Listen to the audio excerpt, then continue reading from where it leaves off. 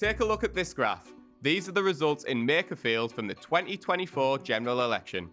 We can see Labour won clearly, getting 45% of the vote compared to Reform's 31%. But a lot's changed in 2 years, because look at what happens if we update this graph with the latest opinion polls in the Makerfield by-election. Straight away we can see Reform have surged, and they're placed just 5% behind Labour. But hang on, what's this bar here? You might not recognise it, because it's a new party, Restore Britain, sitting on 7% of the vote share. A party that until last year didn't even exist. And here's why it matters so much. Because if you add Restore's share to Reform's, the combined vote in Makerfield beats Labour. If this poll turns out to be accurate, it means the result of arguably the most important by-election in modern history wasn't decided by Andy Burnham or Nigel Farage, but by a party many people haven't even heard of until recently. So, how did we get here, and what does it mean for the future of British politics? Here's what you need to know. First, we need to zoom out a bit, because who exactly are Restore Britain? They were founded by this guy, Rupert Lowe, the MP for Great Yarmouth and, until recently, a Reform MP.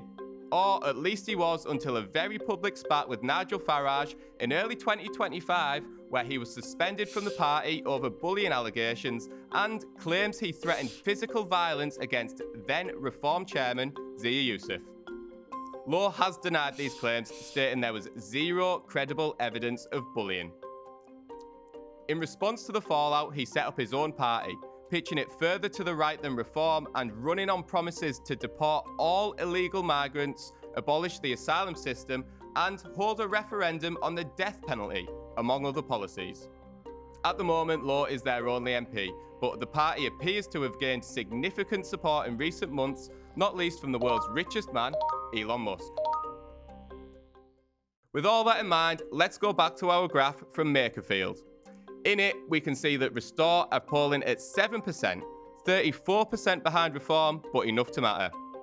Because it's what we can't see that tells the important story. Without Restore in this race, it's reasonable to assume the majority of those votes would carry over to Reform. If we add Restore's polling to Reform's total, all of a sudden Andy Burnham isn't winning, he's behind. And so not only does Restore's presence split the vote, it potentially hands Andy Burnham and Labour the seat. And the reason this matters goes well beyond what happens in Wigan. Throughout the campaign, Andy Burnham's focused on his passion for the local area and not his ambitions when he gets into Westminster. I'm not somebody who gets ahead of myself. I'm not getting ahead of myself. I'm going to get ahead of myself. And while that may be true, there's no doubt he also wants to become the next Prime Minister. A win on Thursday gets him back into Parliament, where he'll be free to challenge Keir Starmer for the Labour leadership and, by extension, the country. But it's not that straightforward. He would still need the backing of 81 Labour MPs to launch a leadership challenge and then go on to win it. The bookies have him at 1-7 in Makerfield, and he's the clear favourite to win a leadership contest. So where does this leave Reform and the right wing of British politics? Outwardly, senior Reform politicians have been relaxed about the threat from Restore. Is utter rot. The party isn't even registered. He won't be on 1%. Anywhere, not even probably in Great Yarmouth. It's very tight. It's a two-horse race. No one else is involved. The unique circumstances in the Makerfield by-election mean it's one of the most consequential in British history, which means it's being highly publicised, and that could be why Restore is getting so much attention. We haven't yet seen that nationally. We don't yet have national polling about Restore's support. We also have only seen Restore field candidates in a tiny number of local elections in May, and so they haven't yet been tested on a national stage. It also leaves Nigel Farage with a difficult choice to make. So far, Reform's strategy has been to place themselves to the right of the Conservatives, far apart enough to offer something different, but close enough to hoover up their votes. It's a strategy that's worked incredibly well so far, but with a growing Restore now occupying the space to his right, Farage will have to decide whether or not to hold his current position and risk losing votes to Restore, or move reform further to the right and risk alienating moderate Conservative voters? There's been a lot of negative news about Nigel Farage, about the money he's received, and about what he's spending that money on, and also the money that he gets as an MP. And I suspect that rather than this be primarily about voters' ideologies, it's partly to do with disillusionment about Nigel Farage potentially just being another politician, one and the same.